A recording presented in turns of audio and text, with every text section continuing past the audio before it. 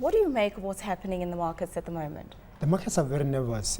As you saw yesterday, that the Greek parliament overwhelmingly voted to cut spending. However, whether the masses or the voters of Greece will be able to accept that, given the militancy and really the benefits that the state has ushered over many, many years, as Greek has been more or less a socialist state. Therefore, as spending is cut, it remains to be seen whether the politicians sustain a long-term stability. But also what's worrying is that it's not only Greece. We know that Spain is struggling, unemployment is very, very high, and we know the Irish as well have got problems. So it remains to be seen whether the markets in the medium term are going to be stable and accept that things are coming to stability. The support that the European parents have given to Greece, as well as the IMF support, is going to be sustained and calm the market. So it's quite nervous there. There's a lot of blood that's being spilled, but hopefully senses will come. But I don't see markets coming because in the short term,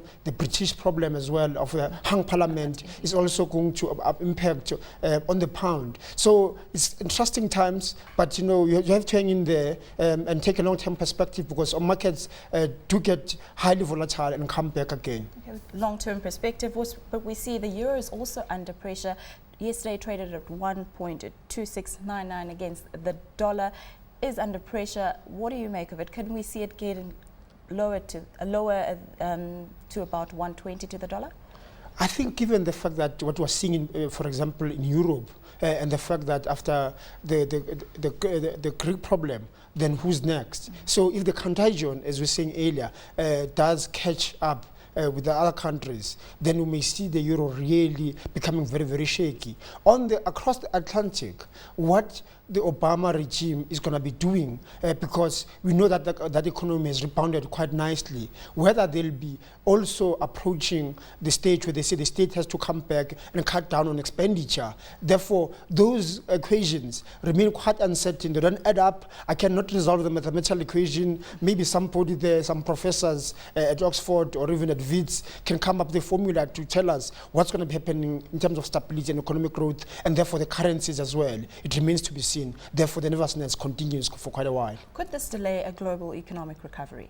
Well, I mean, we've seen that IMF spring meeting indicated that they had underscored the impact of the spending by government in trying to turn around the economy. Therefore, we think that, with the expectation that it could be better, the volatility that we're seeing now and the uncertainty around what governments do and the sustainability of a spending remains to be seen. Therefore, I remain quite negative that we may not sustain it, and hence we need to be very careful that governments don't continue pumping money, because they may delay the recovery as the fundamentals are coming to play. So I'm quite worried about government expenditure. So I would like to have seen government now trying to cut down a little bit, given the fact that the West has been over, but given these high budgets and the cutting of expenditure and the entitlement in some of the countries that had socialist agendas in the past, it's going to be quite tough there. Looking at the local currency, it has weakened to about 775. A few weeks ago, people were worried about its strength. Is 775 a level that we'd like to see the rand at? Well, I would like to see it working much further because, our export sector has suffered during this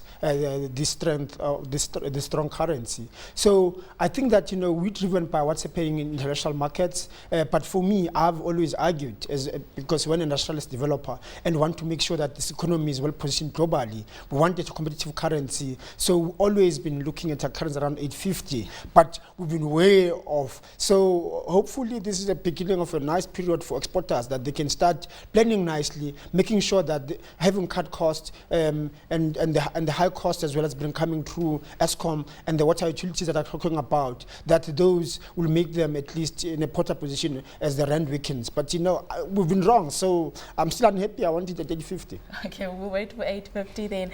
We see vehicle sales earlier this week came in at 36.6 in April. A big improvement on that front, showing that consumers are starting to spend. What was your view on that number? Well, it's still early days. I still think the consumer is still highly indebted. I think with the World Cup, People are feeling very positive. They're thinking maybe we've turned the corner. But as we see in Europe, I think consumers must still be worried. For me, the recovery will only happen in the vehicle sector when we see back the trucks. Also being bought, the heavy vehicle really, which are very useful for infrastructure investment. So at the moment, if the consumers are coming for the economic sustainability, particularly this sector, I think still early days because the consumer is highly stressed. Yeah, consumer highly stressed. We've got an unemployment rate of 25.2% in the first quarter of 2010. A big cause for concern for you? Well, we know that we've got a social unemployment problem, and I don't think there's anyone, all the political parties talk about it, but there's no solution yet. Our solution again remains a long-term agenda that inculcates a vision, that inculcates a well-thought-through plan where the private sector, public sector, and other stakeholders will work together towards a long-term agenda. This is not there, and therefore, as we discussed this morning around Zuma's first year, hopefully we'll dwell on these issues. But at the moment, the unemployment problem in South Africa remains structural and with us for many years to come until there's a leadership and there's an agenda that looks at long term.